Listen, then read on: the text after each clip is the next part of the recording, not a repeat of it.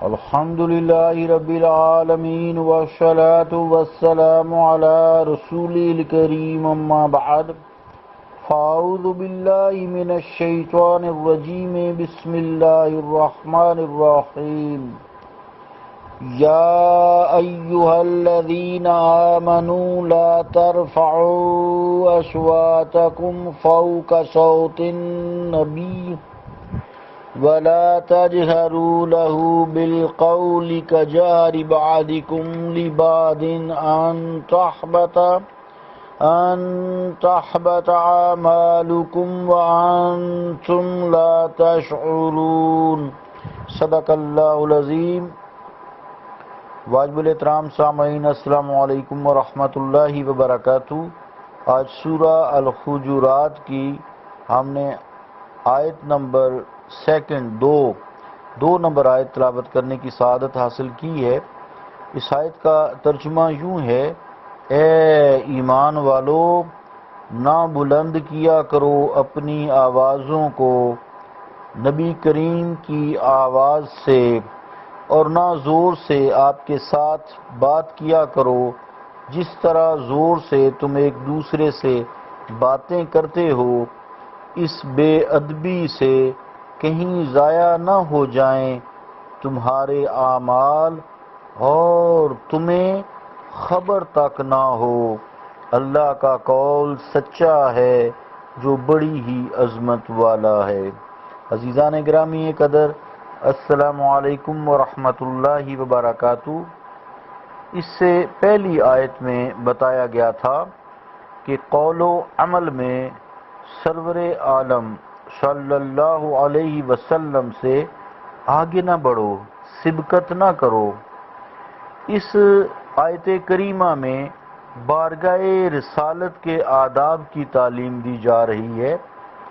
اس آیت میں گفتگو کا طریقہ سمجھایا جا رہا ہے کہ اگر تمہیں وہاں شرف باریابی نصیب ہو اور ہم کلامی کی سعادت نصیب ہو جائے تو یہ خیال رہے کہ تمہاری آواز میرے محبوب کی آواز سے بلند نہ ہونے پائے۔ جب حاضر ہو تو ادب و احترام کی تصویر بن کر حاضری دو۔ اگر اس سلسلہ میں تم نے ذرا سی غفلت برتی اور بے پرواہی سے کام لیا تو سارے اعمال حسنہ، ہجرت، جہاد، عبادات وغیرہ وغیرہ، تمام کے تمام تمہاری عبادات، تمہارے معاملات، تمہارے اخلاق اور تمہارے عقائد سب عکارت ہو جائیں گے۔ پہلی آیت میں بھی یا ایھا الذین آمنوا سے خطاب ہو چکا تھا۔ یہاں بظاہر تو ضرورت نہیں تھی کہ یا ایھا الذین آمنوا سے خطاب کیا جائے، لیکن معاملہ کی نزاکت ہے اور اہمیت ہے۔ اس نزاکت اور اہمیت کے پیش نظر دوبارہ اہل ایمان کو یا ایھا الذین آمنوا سے خطاب کیا، انہیں جھنجھوڑا اور بتایا کہ یہ کوئی معمولی بات نہیں ہے، بلکہ اس پر زندگی بھر کی اطاعتوں، نیکیوں اور حسنات کے مقبول اور نامقبول ہونے کا انحصار ہے۔ تمہاری عبادات، تمہارے معاملات، تمہارے عقائد، تمہارے اخلاق، جتنے بھی تم عمل کرتے ہو، اس کا انحصار نبی مکرم صلی اللہ تعالی علیہ وآلہ وسلم کے سامنے آواز کے ادب سے ہے۔ یہ اگر بے ادبی ہو گئی تو سب غارت چلے جائیں گے، اور اگر تم نے میرے مصطفیٰ صلی اللہ علیہ وآلہ وسلم کے ادب کو ملحوظ خاطر رکھا، ان کی آواز سے اپنی آواز کو نیچا رکھا، تو یہ سارے اعمال قبول ہو جائیں گے، بے شک ان میں کوئی کوتاہی خامی رہ گئی ہو۔ عزیزان گرامی قدر، جب یہ آیت نازل ہوئی تو حضرت فاروق اعظم رضی اللہ تعالیٰ عنہ نے آہستہ آہستہ کلام کرنے کو اپنا معمول بنا لیا۔ حضرت صدیق اکبر رضی اللہ تعالیٰ عنہ نے عرض کی: یا رسول اللہ، مجھے اس ذات کی قسم جس نے آپ پر یہ قرآن نازل فرمایا، میں تا دم واپسی حضور علیہ الصلوۃ والسلام سے آہستہ آہستہ بات کروں گا۔ جب کوئی وفد حضور علیہ الصلوۃ والسلام سے ملاقات کے لیے مدینہ طیبہ پہنچتا تو حضرت صدیق اکبر ان کی طرف ایک خاص آدمی بھیجتے جو انہیں حاضری کے آداب بتاتا اور ہر طرح ادب و احترام ملحوظ خاطر رکھنے کی تلقین کرتا۔ وَأَرْسَلَ إِلَيْهِمْ أَبُو بَكْرَ مَن يُعَلِّمُهُمْ كَيْفَ يُسَلِّمُونَ وَيَأْمُرُهُمْ بِالسَّكِينَةِ وَالْوَقَارِ عِنْدَ رسول اللہ صلی اللہ علیہ وسلم۔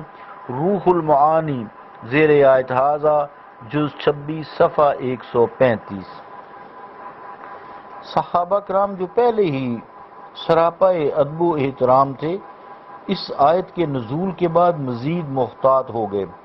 حضرت ثابت ابن قیس رضی اللہ تعالیٰ عنہ جو قدرتی طور پر بلند آواز تھے، اس آیت کے نزول سے ان پر تو گویا قیامت ٹوٹ پڑی۔ گھر میں بیٹھ رہے، دروازہ کو تالا لگا دیا، دروازے کو قفل لگا دیا گیا اور دن رات زارو قطار رونا شروع کر دیا۔ مرشد کریم صلی اللہ تعالی علیہ وآلہ وسلم نے جب ایک دو روز ثابت کو نہ دیکھا تو ان کے بارے میں پوچھا۔ عرض کیا گیا کہ انہیں تو دن رات رونے سے کام ہے، دروازہ بند کر رکھا ہے۔ حضور علیہ الصلوۃ والسلام نے بلا بھیجا اور رونے کی وجہ پوچھی۔ غلام اطاعت شار نے عرض کیا، یا رسول اللہ صلی اللہ علیہ وسلم، میری آواز اونچی ہے، مجھے یہ مجدہ جاں فضا سنایا، اما ترى ان تعيش حميدا وتقتل شهيدا وتدخل الجنہ۔ ترجمہ کیا ہے کہ کیا تم اس بات پر راضی نہیں کہ تم قابل تعریف زندگی بسر کرو اور شہید قتل کیے جاؤ اور جنت میں داخل ہو جاؤ؟ عرض کی، ردیتو، یا رسول اللہ میں اپنے رب کریم کی اس نوازش بے پایاں پر راضی ہوں۔ روح المعانی زیر آیت ھذا جز 26 صفحہ 137۔ علامہ ابن قیم اس حدیث کو لکھنے کے بعد فرماتے ہیں کہ جب مسیلمہ کذاب کے خلاف یمامہ کے مقام پر گھمسان کا رن پڑا تو مسلمانوں کے قدم ڈگمگانے لگے۔ حضرت ثابت اور حضرت سالم رضی اللہ تعالیٰ عنہما نے آپس میں کہا کہ عہد رسالت میں تو ہم کفار سے اس طرح نہیں لڑا کرتے تھے، ہم کفار سے اس طرح لڑائی نہیں کیا کرتے تھے۔ دونوں نے اپنے لیے گڑھا کھودا اور اس میں جم کر دشمنوں پر تیروں کی بوچھاڑ کر دی، حتیٰ کہ دونوں نے جام شہادت نوش کیا۔ اس روز حضرت ثابت رضی اللہ تعالیٰ عنہ نے ایک نفیس اور قیمتی زرہ پہن رکھی تھی۔ ایک شخص آپ کی نعش کے پاس سے گزرا تو اس نے وہ زرہ اتار لی اور جا کر چھپا دی۔ اسی شب حضرت ثابت رضی اللہ تعالیٰ عنہ نے ایک شخص کو خواب میں فرمایا کہ میں تمہیں ایک وصیت کرتا ہوں، خبردار یہ خیال نہ کرنا کہ یہ محض خواب ہے اور اس کی کوئی اہمیت نہیں۔ سنو، میں کل جب مقتول ہوا تو ایک آدمی میرے پاس سے گزرا اور میری زرہ اتار لی۔ اس کی رہائش گاہ پڑاؤ کے آخری کنارہ پر ہے۔ اس کی نشانی یہ ہے کہ اس کے خیمے کے نزدیک ایک گھوڑا چر رہا ہے جس کے پاؤں میں ایک لمبی رسی بندھی ہے۔ اس شخص نے میری زرہ پر ایک دیگچہ الٹا رکھ دیا ہے، اس کے اوپر اونٹ کا کجاوا ہے۔ تم صبح ہو حضرت خالد رضی اللہ تعالیٰ عنہ کے پاس جاؤ اور انہیں کہو کہ میری زرہ اس شخص سے لے لے۔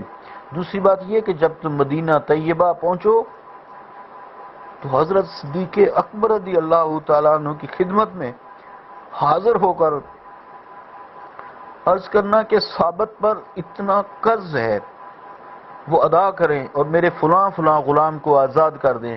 جب وہ شخص بیدار ہوا تو حضرت خالد رضی اللہ تعالیٰ عنہ کے پاس گیا اور اپنا خواب سنایا۔ حضرت خالد رضی اللہ تعالیٰ عنہ نے وہ زرہ وہاں سے تلاش کر لی اور حضرت صدیق اکبر رضی اللہ تعالیٰ عنہ نے حضرت ثابت رضی اللہ تعالیٰ کی وصیت کو عملی جامہ پہنایا۔ کتاب الروح صفحہ 15 وما علینا الا البلاغ۔